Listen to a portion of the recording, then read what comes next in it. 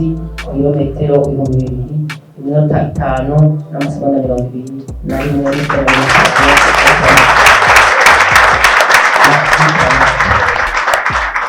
nakiranywe iteka rikomeye na leta y'u Burundi. Nagatangaza uko nakiriwe, uko nakiriwe n'abarundi bose, ko nabonye abarundi bose batwenga. Ibyo byampaye umunezero, byampaye inguvu zidasanzwe zindi ziyongera kuzo nari mfise. Ndashimiye umwico mukuru w'igihugu we yanteye iteka bakanyakirana igishika n'amateka nikadasanzwe. Nibaza yuko so kwishima, nibaza ndumurundi kazi, ndumurundi umwe yagiwe ibyo mwabonye. Ndabashimiye cyane. Mu ncamake ni donovuga, hanyuma nagerageje kuvuga amajambo atomoye yumvikana atagoye. Wakoze kuntega amatwi. Ibibazo uza kuba afite ibibazo ayibaze atumbereje ikibazo kugira ngo dushobore kuyaga kumvikana. Murakoze.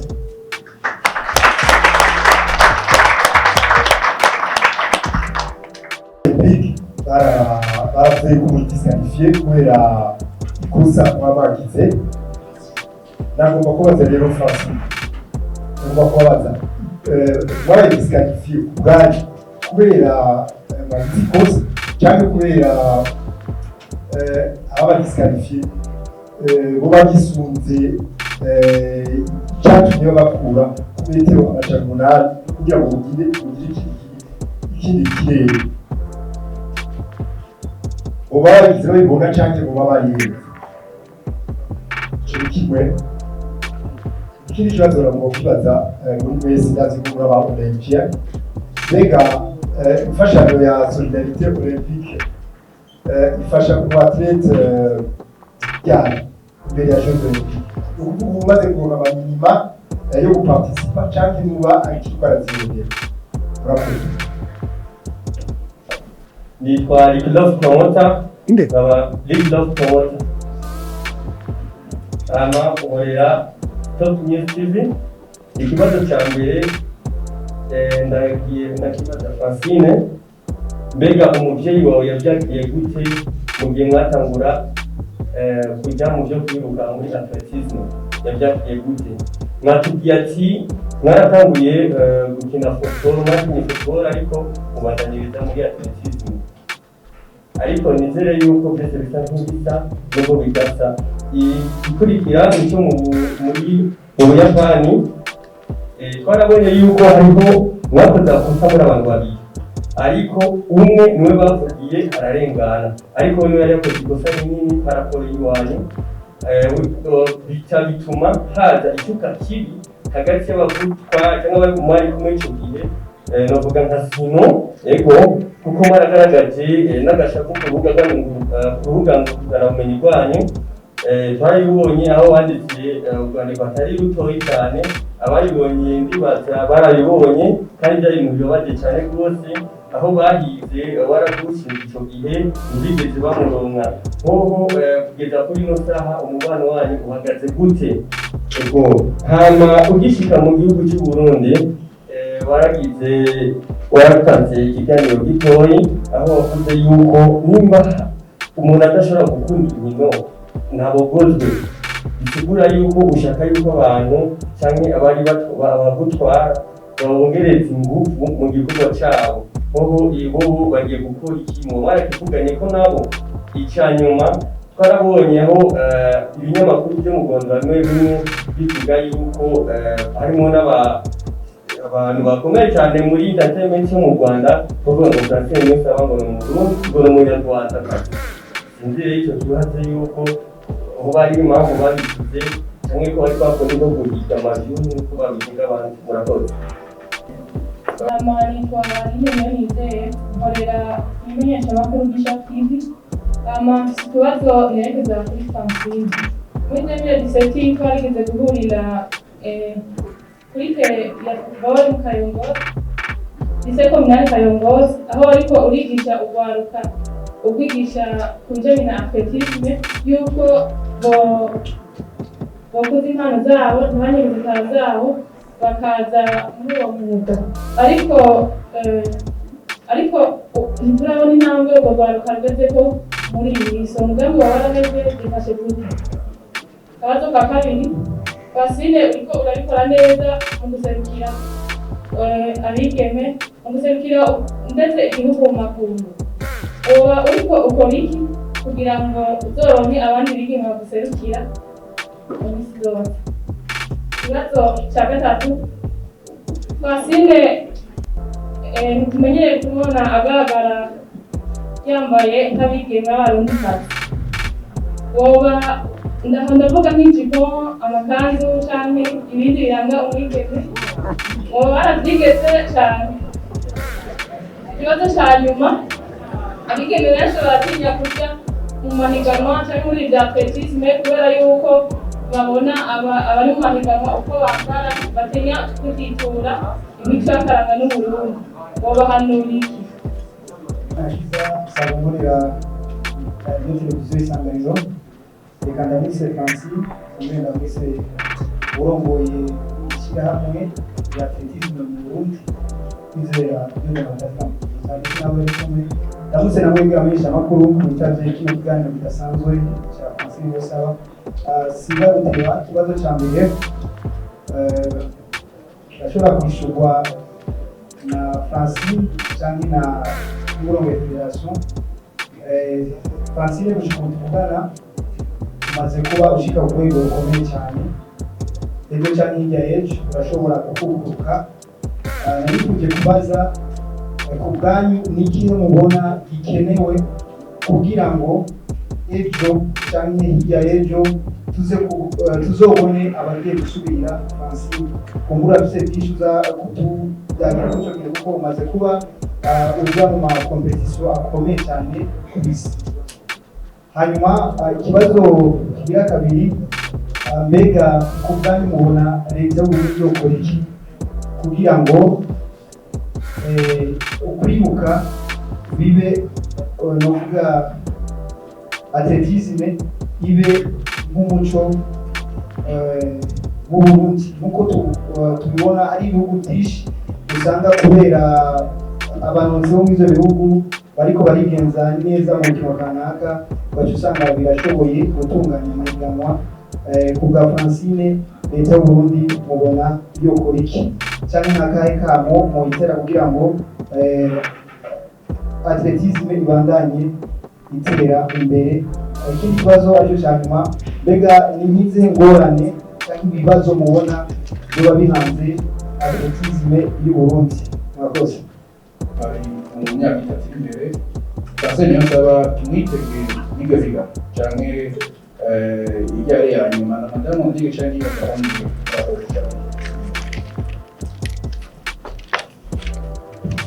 murakoze. Nkabura nshimire abantu bambaje ibibazo. Mbere kuri Todo ndamwishura ikibazo kimwe ikibazo kirenza kitekirabo uti disqualification yanje yavuye kuri barya abantu nyene bambaje kuri kawisamete ico ibya wisamete uragira ubu nimenyereza imetero ibihumbi birebire kuva kuri misi sabirenga gushika kuri marato. Kuba n'abaye disqualifié ikosa navuze bwa mbere, umuntu ashobora gukora ikosa cyangwa akora ikosa mugabo ntibisubira ko umuntu aguma mu ikosa, ahubwo igikenerwa ni uko umuntu akenera ubufasha bumutuma asubira mu competition. Jewe rero narabuze ubufasha hariya abari kubikora abo nsowari niyo ngorane nagize. Aha ncagira nshimira umubyeyi wanjye nibwa Maroyise yaraje aramba hafi bimba n'intege zidasanzwe, mugabo uko yasanze twama twiganira ubuzima bwose, yasanze merewe neza, nico gituma mwana bonye nagiye gukora na 10 mm nkazikora neza ndyohewe kandi ndi umuntu ameze neza. hari ikibazo cya gatanu ku bihumbi 10 urumva zitaza zitangaje. Rero nibaza yuko ibya disqualification nayibonyemo iyindi nyigisho ntibyaciye intege, nico gituma navuze nti reka nabyibagire ndabe nkomeze ndabibeye kuko ihaniro ryanje ariko kwamana ishaka n'umwete no gushika kuri hashoboka. Niko Theodore nagaragaje kumusha amajambo make. Uwa kabiri yitwa Promoter ati Francine Wabanje azategekenda bitangura ariko umwigeme ari mu gihugu cy'Uburundi akora siporo biragoye arabatabitahura. Mugabo mama wanje ni igitangaza gikomeye kuko jewe nakuze ndabona byuka mu gaturuturu aja mu mirima kurondera ibyo tubeshaho. Sinigeze mbona mama yicara, gusa byaramugora kubona yuko nabandanya siporo gusa ariko ndiga. Yambwira ati genda wige ibyo bya siporo uzokuza kwiga. Icyo namwumurinda nuko nanabitora, sinari ngize impano zo gukora amakomisiyo gusa n'ibindi ndabitora byaba icyizere nkazana agashimwe ka mbere nazanye igitenge, nzana amasabune, byaba bitugora, nzana amakaye, umunezero aragiye umuntu rwose.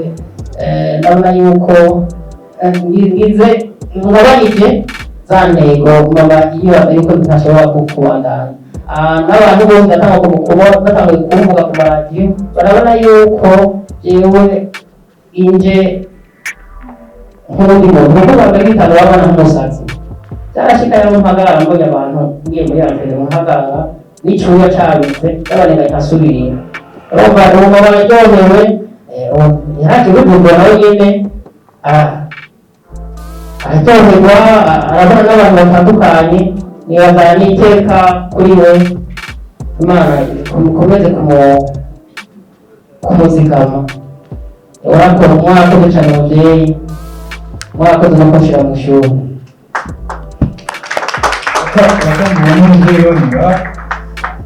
Ariko byagoroba kamwe mukamubona urumva nawe nyine ari mu bafasha kugira Francine asaba n'umunsi dukora biki. Hanyuma turamukomera amashyi kurumva ko ibikorwa nawe cyavuye kuri we. Ukazamugurika umugore gatoyi. Yego naramutse n'abantu turi ngaha kuko namaze byacu umugore neza kuzo umuba.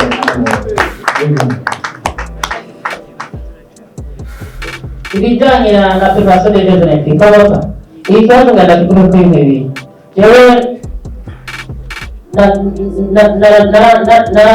nateye akamo ndiko nitegura vuga ati preparation des Jeux Olympiques zirategurwa. Ibyo byose ndavuga byaribyo, ndavuga nti muri Jeux Olympiques kugira abantu bashike bategereza gutegurwa neza. Ariko isata kijeje gutegura abantu ba Jeux Olympiques nta kintu cyari kiravansa narabibona. Ndavuga nti turakeneye abaganga, ndavuga turakeneye abajournaliste, ibyo byose byari bikenewe. Muri Jeux Olympiques za Tokyo zari Jeux Olympiques zidasanzwe zidasa n'izindi kuko jewe ubwanje naragiye gusaba umasere mu kindi gihugu barambwira yuko bidakunda kubera ziri virusi ya COVID-19. None aho sinako ndavuga byari bikenewe. Ku bijyanye nuko navuze yuko amaperikuza bobogozo ibi nibyo niko nasemerera ndi umwe vubaza wa benshi, niko ndashaka gukiza imitima. Hariho ababikora babiheba kubera abantu batabateye intege, abantu batumye babiheba.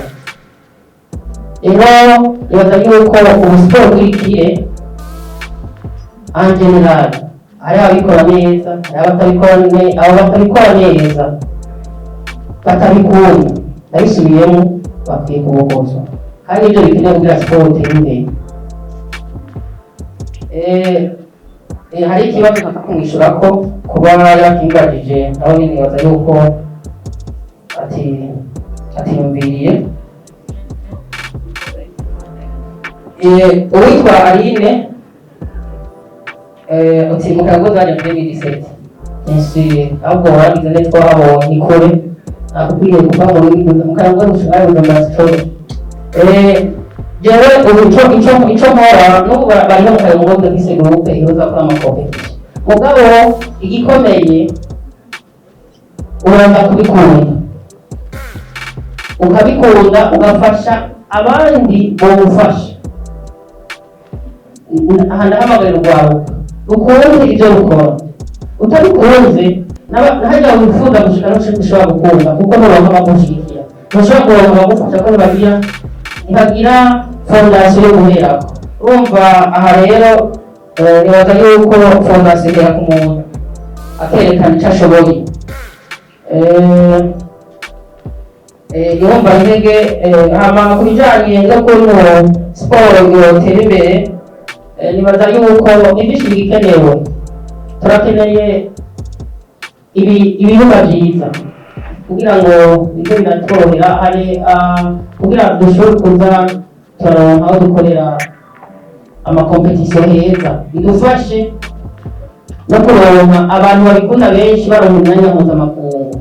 Aha nibaza yuko kugira siporo itera imbere n'abantu bose bateza kujamo, namwe bateza kujamo, abashyirahamwe bateza kujamo, agatera ko siporo isaba ibintu byinshi cyane.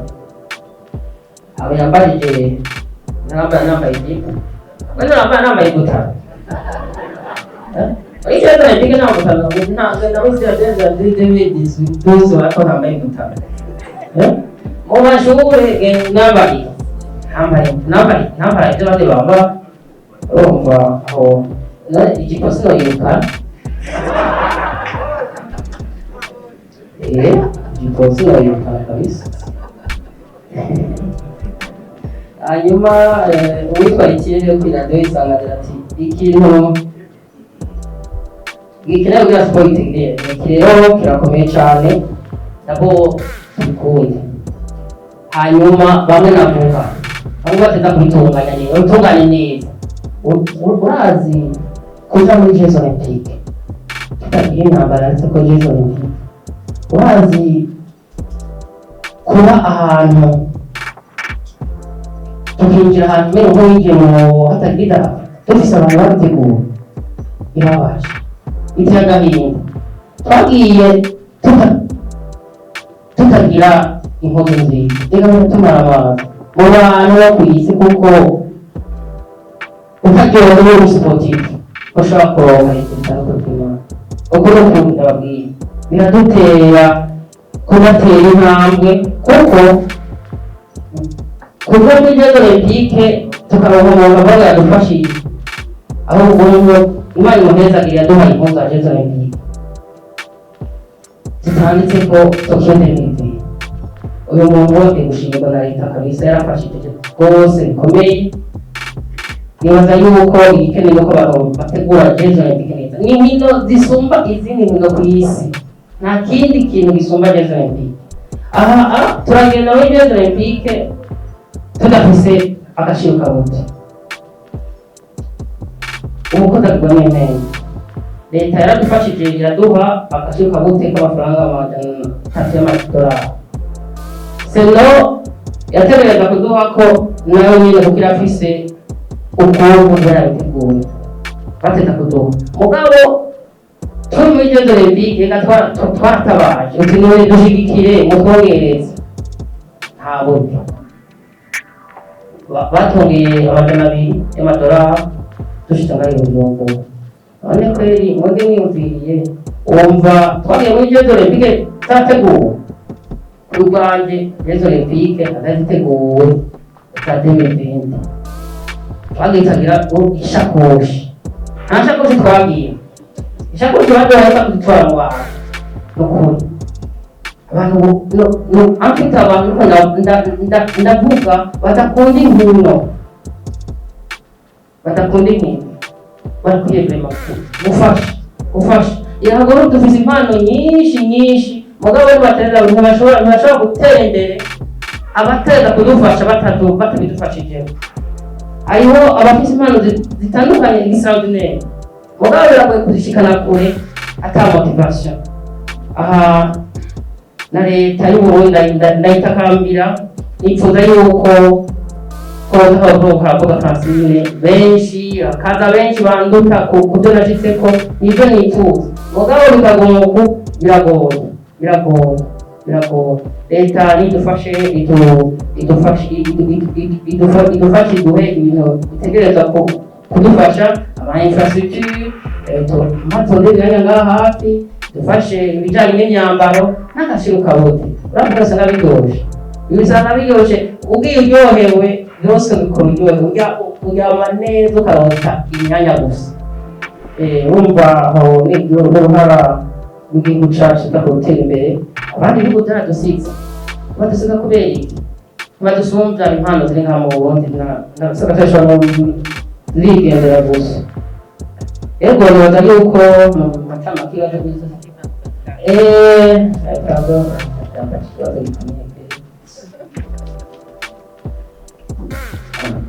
Paris 2024.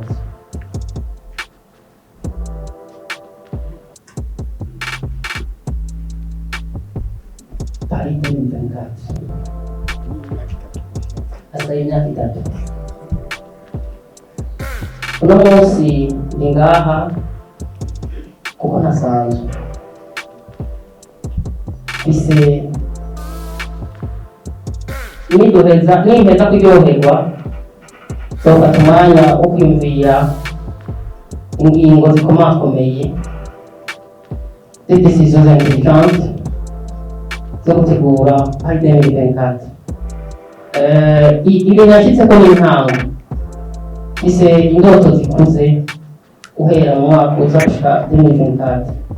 Intego yanjye ntihinduka, nshaka gushika kure hashoboka n'isi imenye. Iyi siyansi nshasha nshaka kwandika ku isi, nshaka amateka ya Paris 2024. Abakozi. Okay. Nashaka ko twafata ubundi mucyo bibazo. Rero tugomba kubona ko turi benshi muri Short TV. Mbaze kwanza ndagukeze Francine. Ikibazo cyanjye rero utubwiye urugendo rwawe, urugendo mbona ariko rutari rworoshye. Nashaka kumenya n'iki cyacu bidacika intege. Ikibazo kigira kabiri, bwaje mu mwanya abandi. Twarabonye abantu benshi muri kahise bagiye baraserukira igihugu ndetse bakaronka n'ibindi bintu bitandukanye, ariko impera yabo ugasanga yabaye impera bivuga yuko udasiguritse. Francine niyo nsaba ariko akora iki kugira ngo azoguma abaho, azogume yibukwa ibihe byose, naho yogiba ibijyanye na siporo azobandanya abaho neza. Murakoze. dukurikirana ku nyine tonze uvuye ngaho bigize neza umwanya muto w'inga. Nyakubahwa Francine Witwa nde? Nkengurutse nkorera Samuel TV. Niba nagerageje kumviriza neza, navuze yuko mufise record national kuri 400 m, kandi igihe giheze ni kinini cyane rwose gushika uno munsi tugezeko nta n'umwe aragusimbura cyangwa kuvuga nta n'umwe aragusubirira. Mbega byavuye kuki kugira ngo icyo kirere cyose kibe kikimeze gutyo hataraboneka urundi munonotsi ashobora kuba amaze gusubira? Byoba biva ku kuntu baba batabyitayeho cyane cyangwa nabo ntibayitetanire rwose. Icya kabiri, twarabonye akarengane mwakiriwe i Japon. Hari abantu bavuga yuko akarengane wakorewe mu Buyapani kagaragariye kuri Hokor Mondial mwarose kuri 2000.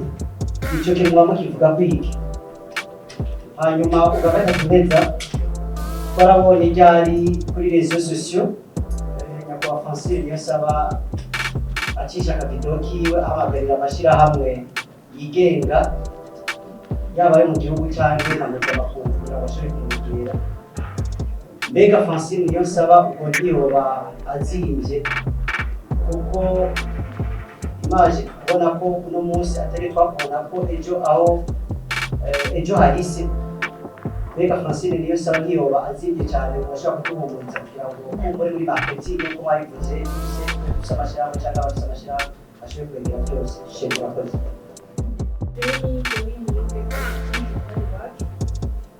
ndashaka kubaza ingorane mwaciyemo ngo yabaye yafashwe mbega mu ntambara bayikoze kuri Burundi ntiyayegereye bakashe kurwanya ikindi mbega ko wari kubafasha atarahari iryo kosa ntiyarihariwe amushize mu gihugu canke Amazina nitwa Kumbe Drama nkabandonga ikinyamakuru bita Alpha TV. Ndashaka kubaza Francine bivanye n'abakunzi bawe wambwira kubaza iki kibazo. Twari twiteze kubona profeti ikomeye mu gihugu cyacu cy'u Burundi twaribona muri imbere yacu. Wambwira ati ndakubaza ati twiteze kubona ubutunzi bwa Francine cyane. Amazina ndashimira Emmanuel abakora media Basti. Shimwe cyane kuba twabaye imbere y'itara amafarasi yanyu. Hanyuma hari ibibazo byinshi nabicisha ahubwo nshize ngakora biragaragaza umunezero kuba mwatera iteka igihugu kandi mugatera n'umuryango mukandikisha amateka ku isi. Mubatera intege cyane ndabasaba ko mugerageza mukoreshe izindi ngufu ahubwo zidasanzwe kugira ngo muzagumane icyo kibazo cy'iteka mutegura n'abaza babasubiza n'imwakira aho namwe Nitwa Maniramba na Shabrani kubera ikinyamakuru cy'amahoro yacu. Ikibazo cyanjye cya mbere ni iki twarakonye ibivuga kandi kazi bivuga gusaba ko amantreprise y'ino yoshimikira eske na manager tumse ko mufise na mwatashe de bese cyane mu agent marketing. Ikindi kibazo ni iki Marte gisohoka twarabona ifoto yawe iriko ubu kubera iki tutakibona munsi. Nanjye nitwa Maniragaba Idris abafise urubuga rwitwa Imbiza Semuvumba. Ikibazo mfise ndakunda gukurikirana amaposti mukunda mwandika mukunda fata ku rubuga rwanyu kenshi nuko muridogera abajejwe kubatera intege. Ikibazo gica kiza numvise no muri patrouille iwanyu abantu bagiye barabafasha n'abantu babafasha ukwabo atamashirahamwe runaka arabashigikira. Ikibazo gica kiza ntabwo bamaze gutembera ahantu hatandukanye mwagiye murabona ahantu bahereza agaciro abantu bafise ingabire zitandukanye. Ni iyahe nyungu ubona yuko uburyo nk'umuyobozi ushobora kutumenyerera abarundi dukunda gusaba fasha mugabo tukibagira yuko ujya muntu aba aguhaye umutara bakenera abone inyungu ziwe.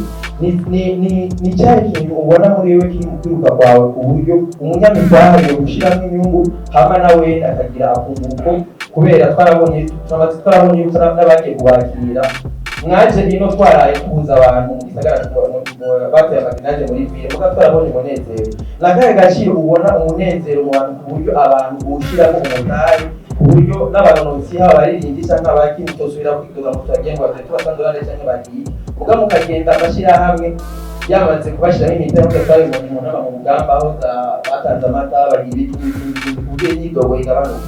Niyo cyane nyinshi ishibyo ngibatira bafata umusarato hariho nambajije ikibazo cya mbere ati icyatumye ntacika intege n'icyaha. Jewe ndi umuntu yihangana. Jewe kuva nkiri muto narishirwa rimenetse kandi ni umuntu yiyumvira, ni umuntu adatinya.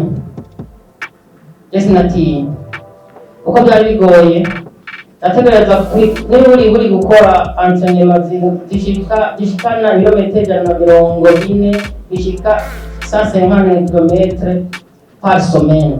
Umva ntibyari byoroshe, byansaba kurinda utagira ubwoba. Nicyo cyatumye ntacika intege kandi yose naryumva ko mfise impano. kuko nararota neza gushika kugira ndahashike byansaba kudacika intege, kugira ishaka n'umwete no kwihangana kudasanzwe. Ibyo byamfashije kugira ashike kuri ibi. Hanyuma icya kabiri nibuka ko ndagenda cyishyura gusiga ibyo wakenye ndi kumwe na perezida wa federasiyo, nibuka ko ari wowe apfa kubivuga